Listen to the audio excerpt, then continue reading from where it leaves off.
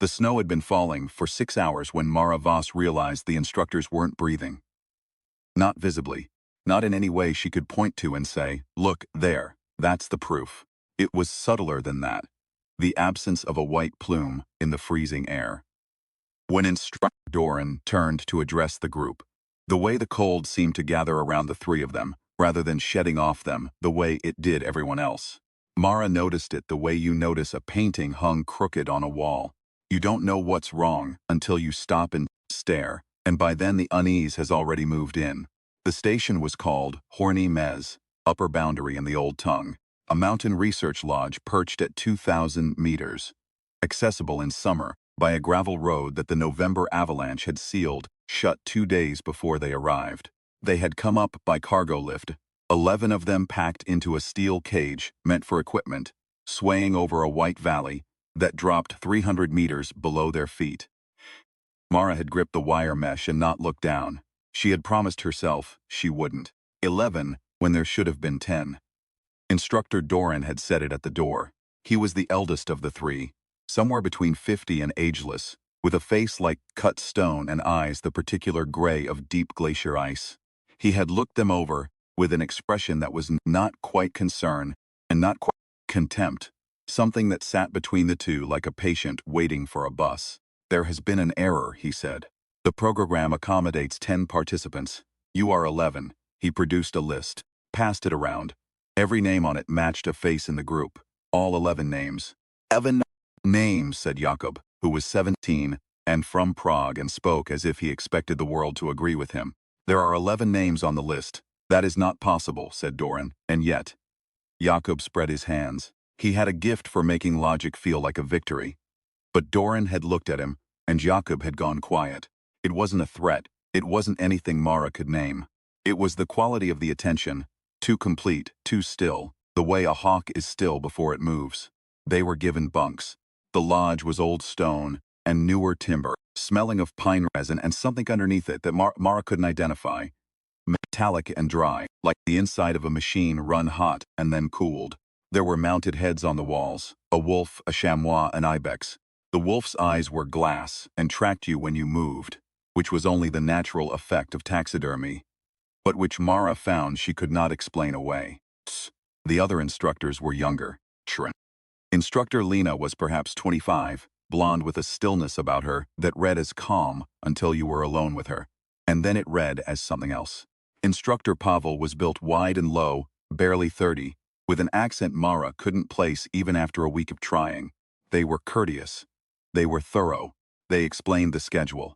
Morning assessments, afternoon fieldwork, evening group sessions. They said the purpose of the program was to identify candidates for accelerated academic placement. They said this with the smooth certainty of people reading from a script they had memorized, but not written. First 3 days were ordinary. Meals came on time. Fieldwork involved timed orienteering, runs on the ridge above the lodge, which were difficult and cold, and which Mara found she was reasonably good at. Better than she'd expected. She was not athletic in the way Jakob was athletic, not coiled and fast, but she had a stubborn endurance, the kind that comes from years of doing things that hurt and choosing not to stop. Her mother had called it pig-headedness. Mara had decided it was the same thing, differently framed. She shared a bunk room with 4 other girls. Teresa, who was 15 and frightened of everything, and trying very hard not to show it. Dasha, who was loud and funny, and ate more than anyone else in the group. Radka, who slept on her side with her face to the wall, and never told anyone anything about herself. And Ilona, who had arrived on the cable lift, with an extra bag that turned out to contain a guitar she was not allowed to play after 10 p.m. On the second night, Ilona played anyway. She sat on the floor between the bunks and played something slow, barely above a whisper, a song Mara half recognized from a film she couldn't name. The others drifted to sleep around it. Mara lay on her back and listened to the snow building against the window and thought, this is the kind of thing that gets remembered, not the orienteering, not the assessments. This. Ilona's fingers finding their way through an old melody in the dark, while the mountain pressed in around them. She didn't know, yet how much she would need that memory later. On the 4th day, Instructor Lena went outside at midnight, Mara woke to the sound of the side door. She lay still, listening. Footsteps in the snow. She rose, went to the window, and looked out. The moon was bright on fresh snow, and in its light she could see Lena walking the courtyard, and then lying down in the snow, and then rolling in it. Not the way a person rolls when they've fallen, but deliberately, spreading her arms and pressing her face into the white, her whole body moving with something that looked, from this distance, like relief. Mara stood at the window for a long time. She didn't tell anyone in the morning. She turned it over instead, examining it the way you examine a stone you found, and aren't sure what it is. Lena at breakfast was composed, warm even, passing bowls of oatmeal with a smile that reached her eyes. Mara watched her hands around the tea mug, not warming them exactly, stabilizing. The ceramic was hot. Lena was managing it. On the fifth day, Instructor Pavel moved a heavy equipment case that it would have taken 2 strong men to lift, and he moved it one-handed, absently, while reading a clipboard. Jakob saw it. He said nothing. Mara caught his eye across the common room and watched him reassemble the same calculation she'd been doing. Since the window, since the breathing, since the list, with 11 names that could not exist. That evening, Doran held the first group session. They sat in a circle on the common room floor. At his direction, no chairs. Mara noted that he never joined the circle. He stood at its edge, inside it and outside it simultaneously, and he spoke about the program in terms that began to drift. He spoke about selection, about population dynamics, about the variable of the surplus element. His phrase, spoken without emphasis, which was perhaps why it wanted the group to understand that the surplus element was one of them. Program cannot proceed with 11 participants, Doran said. It was designed for 10. A decision will need to be made. What kind of decision, said Teresa. Her voice was very small, a collective one. Who among you should not be here? The room was silent except for the wind building in the eaves. Mara looked around the circle. 11 faces, all of them working through the same arithmetic. Every one of them had an invitation. Every name was on the list. There was no intruder. And yet the instructors were certain, with a certainty that had no interest in being argued with, that one of them did not belong. It was Jakob who spoke first, telling us to pick someone to leave. I'm telling you that the program requires it. And if we don't? Doran looked at him. Then the program will make its own determination. The session ended without resolution, but something had shifted in the room's air. A pressure drop, like the hour before a storm. Mara walked to her bunk and sat on the edge of it, and thought about the cable lift, which was the only way down, and which was controlled from the operator's box at the top. And the operator's box was locked, and the key was on Doran's belt. She thought about resources. The lodge's supplies were rated for 10 people for 30 days. With 11, the math changed. The instructors had mentioned this twice now. In passing, the way you mention facts you want to become seeds. She thought about the wolf's head on the wall. Pressure inside the group grew like ice forming, slow and structural, and eventually shattering. Jakob began to campaign, subtly, for Radka, who spoke least and therefore could not defend herself as effectively. Dasha, to her credit, argued back loudly. Teresa cried twice and apologized for crying.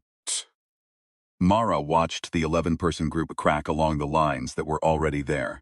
The fractures the instructors seemed to know about before the group did. On the 7th night, she went looking for the key, she told Ilona. Only Ilona. Ilona sat on her bunk with the guitar in her lap, not playing, and said, "If they catch you, I know. What do you think they are?" Mara had been thinking about this.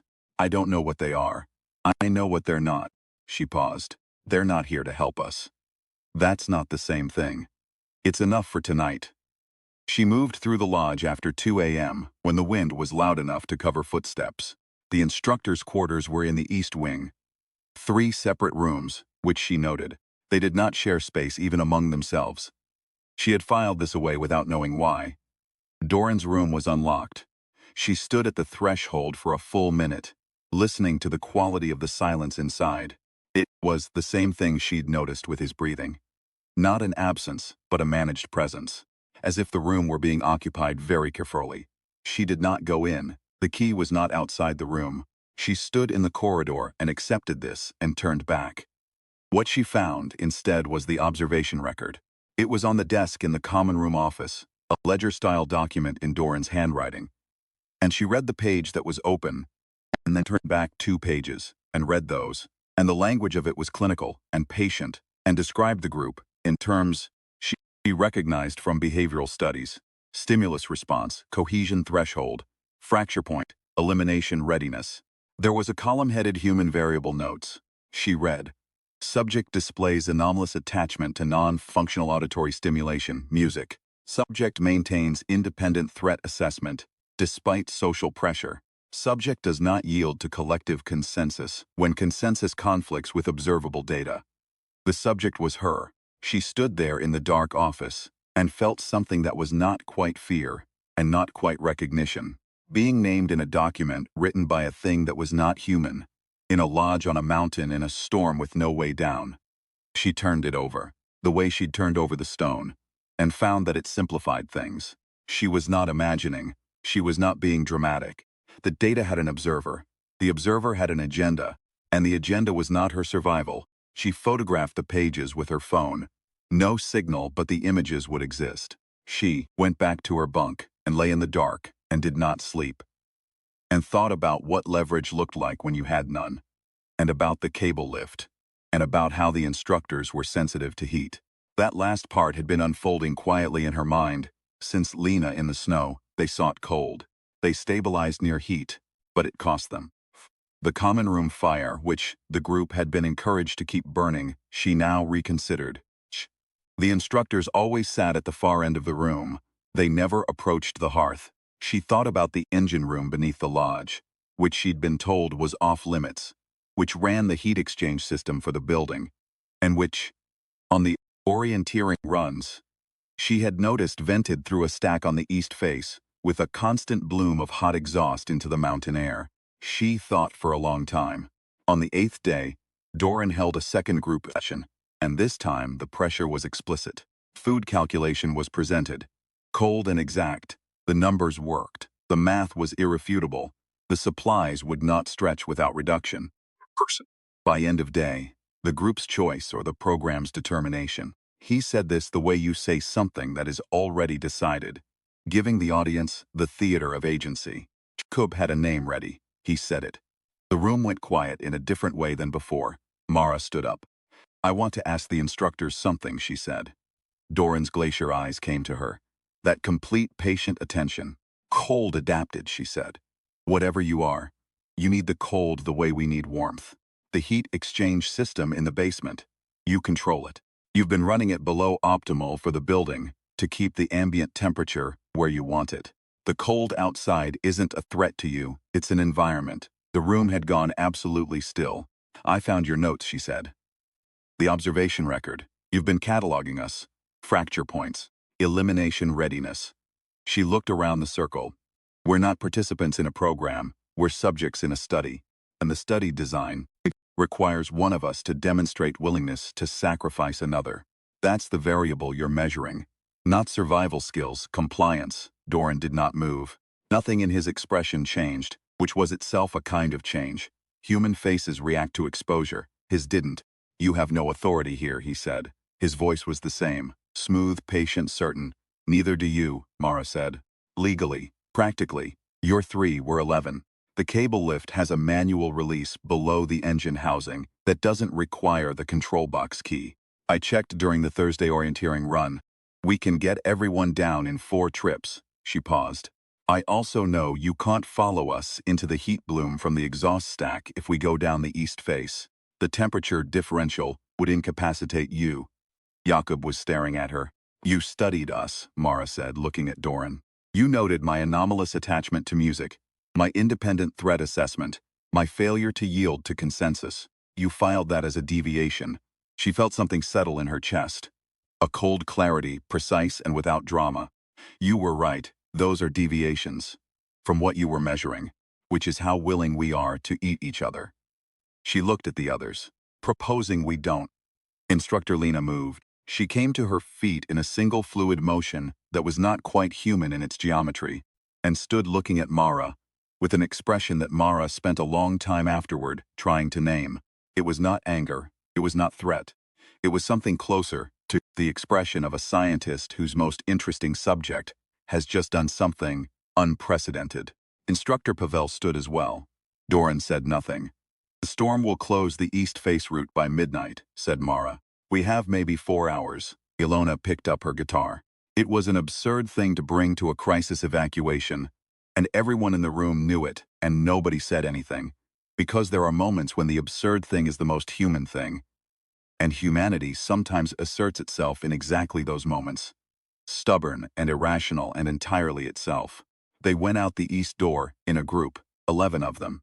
Mara had checked the east face route twice, and it was navigable with the equipment in the shed which she had also checked, and which she had said nothing about until now, because information is a resource, and resources are managed.